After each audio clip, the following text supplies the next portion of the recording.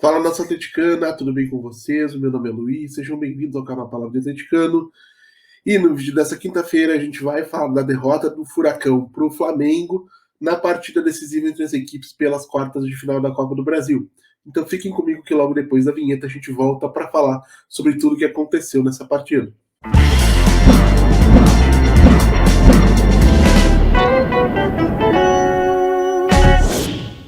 E se você está chegando agora, eu peço que deixe seu like, se inscreva no canal, acione o sininho para receber notificações a cada novo vídeo publicado, compartilhe conteúdo em redes sociais, grupos de WhatsApp e Telegram sobre o Atlético Paranaense, porque assim você faz com que mais gente conheça o conteúdo produzido por aqui e ajuda a fortalecer esse nosso projeto. Então vamos lá, primeiramente explicando por que esse vídeo está entrando tão depois do término da partida.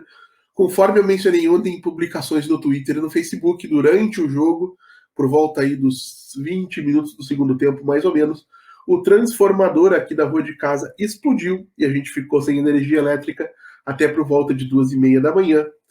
Então, dos 20 minutos do segundo tempo para frente, eu não assisti. Infelizmente, não tive tempo ainda de parar e procurar algum lugar para ver esse período do jogo.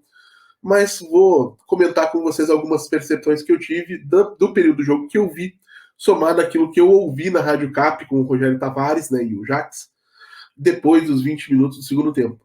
Então, vamos lá. O Wesley Carvalho mandou o Atlético a campo com Bento no gol, Pedro Henrique, Thiago Heleno e Zé Ivaldo formando o trio de zagueiros, Kelvin na ala esquerda, Eric e Fernandinho na base do meio de campo, Christian na ala esquerda, né?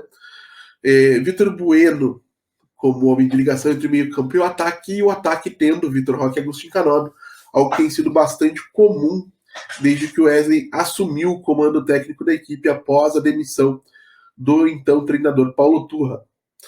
E dentro desse contexto, depois aí de 10 a 15 minutos de relativo equilíbrio na etapa inicial, o Atlético assume o domínio do jogo, e embora não tenha criado nenhuma oportunidade claríssima para abrir o placar, conseguiu em algumas jogadas criar finalizações. Acho que o maior exemplo disso é aquela finalização do Roque, bem bloqueada pelo Davi Luiz, e mantinha dentro dessa dinâmica que se estabeleceu de um domínio do Atlético, ainda que relativo, na primeira etapa, a esperança do torcedor de que o Atlético faria o suficiente para pelo menos levar essa eliminatória para a disputa de penalidades.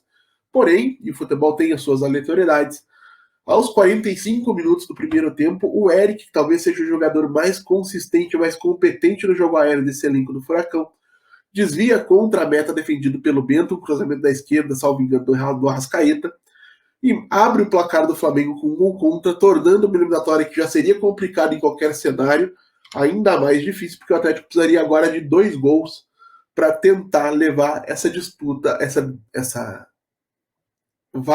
disputa para essa vaga na semifinal, para uma disputa de penalidades.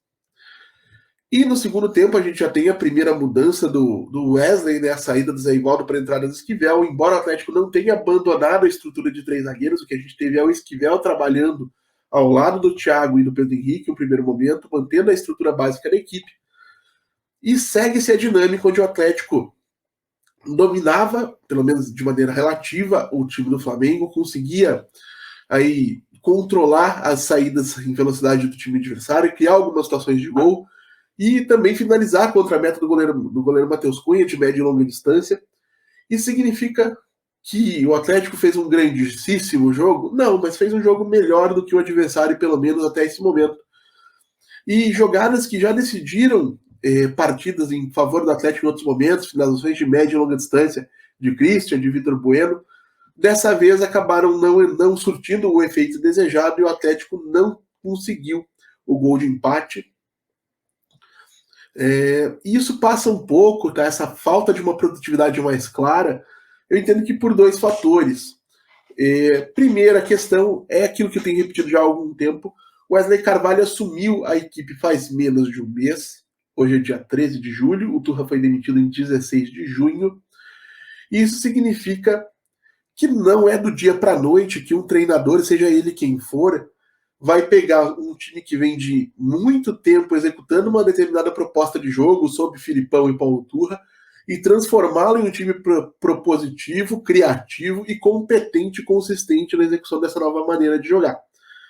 Então o Wesley, a meu ver, tem te apresentado algumas boas ideias, o Atlético dá mostra de que pode evoluir de maneira coletiva para se tornar uma boa equipe, uma equipe capaz de jogar no campo do adversário, encontrar espaços para agredir, ao mesmo tempo em que eu já vejo muita gente que se questionando se esse não seria um momento de, enfim, contratar um técnico efetivo. Eu acho que a grande maioria dessas pessoas manteria o Wesley Carvalho na equipe como auxiliar técnico, né?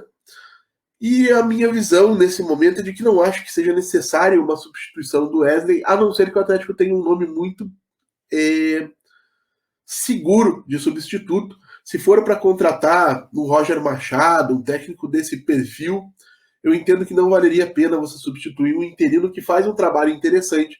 Agora, se for para trazer um técnico, sei lá, um BKC, um Fernando Gago, um técnico assim mais pronto, mais experiente nesse nível de competições que o Atlético disputa e que tem um caráter de aleatoriedade menor, né, o risco de dar errado menor do que esses nomes que circulam ou circularam no momento em que o Atlético demitiu o Turra, acho que aí valeria a pena essa substituição. E antes de encerrar o vídeo de hoje, aliás, vamos falar aí do segunda questão. Vitor Bueno, tá? Eu sei que muita gente gosta muito desse jogador, eu mesmo não desgosto do Vitor. Acho que ele tem sim tido uma sequência interessante como jogador do Atlético Paranaense, mas acho que o jogo de ontem, onde ele nem foi mal, tá? Ele, dentro daquilo que ele costuma fazer, ele foi relativamente bem. Mostra o porquê ele não pode ser esse homem de ligação entre o meio de campo e o ataque, porque não é a melhor característica dele essa capacidade de dar sequência para os lances. É um jogador mais agressivo, de finalização contra o gol. Tem algumas qualidades técnicas sim, mas o Atlético precisa de um meia mais articulador, um organizador, alguém com capacidade de, somado ao Fernandinho, né, que tem essa qualidade técnica, encontrar alternativas para que o Atlético possa chegar à meta adversária. E o Vitor, por mais que tenha assim, algumas qualidades, entendo que não pode ser titular do Atlético, embora, ao meu ver, tenha que ser sim uma peça interessante de reposição do banco de reservas para algumas partidas. E fico bastante feliz e satisfeito de saber que o Atlético, nesse momento, está muito próximo de acertar a contratação do Bruno Zapelli, meio atacante do Belgrano, e que a gente tem aí a chegada de um Arturo Vidal que pode acrescentar em termos técnicos, a depender de como ele vai estar fisicamente e mentalmente para enfrentar esse desafio de vestir a camisa do Furacão. E agora sim, antes de encerrar esse vídeo, eu vou falar de dois tópicos que eu não gosto de falar aqui no canal, que é a arbitragem, questão de fair play, de comportamento de jogadores dentro de campo, né? Mas para não deixar passar duas coisas que incomodaram muitos torcedores ontem, primeiramente falando da arbitragem do Braulio, acredito que foi muito, muito ruim em diversos aspectos, inverteu algumas faltas, teve ainda aquela questão do impedimento que teria sido mal analisado pelo VAR do possível gol do Gabigol, naquele lance que ele dribla o Bento. Porém, uma coisa que me chamou bastante atenção desde os primeiros minutos foi a tolerância que a arbitragem demonstrou com o time do Flamengo fazendo cera desde os primeiros 10 minutos de jogo, e isso muito representado pelo Matheus Cunha, que o que pôde enrolar a reposição da bola em jogo, cada vez que ela chegava perto dele, ele enrolou, e dentro desse contexto ele ainda conseguiu acabar o jogo sem receber um único cartão amarelo. Para mim foi assim, é uma redução ao absurdo a cera que fez o Flamengo ontem na Arena da Baixada. E eu gostaria de dizer que isso não é uma questão do time do Flamengo, é uma coisa que eu conversei, inclusive, com um flamenguista que veio comentar na partida, no vídeo pós-jogo da primeira partida dessas quartas de final. É uma coisa muito cultural do futebol brasileiro e sul-americano que precisa mudar. Quando o Atlético faz, eu critico também. A gente tem que ter um pouco mais de respeito pelo jogo, pelo esporte e pelo público, de não se valer desse tipo de recurso para perder tempo, porque você já acaba gerando um clima de frustração em todos os envolvidos, que acabou gerando aquelas discussões e bate-bocas nos minutos finais da partida, que culminaram, inclusive, com a expulsão de um jogador importante para cada time, né? O Thiago Heleno para o Atlético, o Gerson para o Flamengo. Não teria por que a coisa chegar a esse ponto se a arbitragem tivesse sido um pouco mais firme no momento de coibir esses comportamentos. E sobre aí Gabriel Barbosa, né?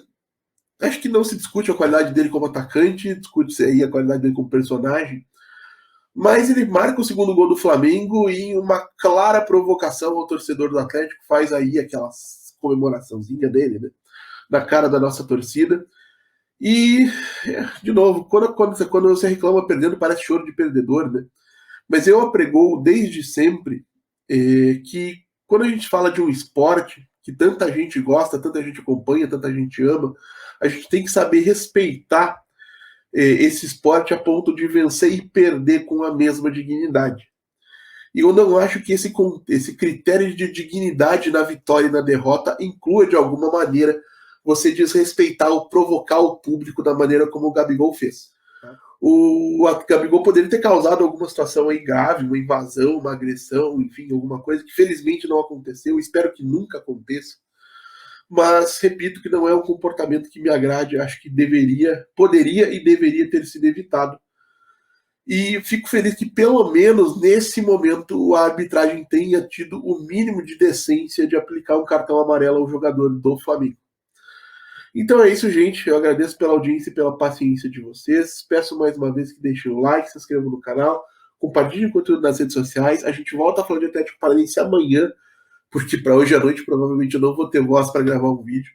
Muito obrigado mais uma vez pela atenção de todos e até a próxima.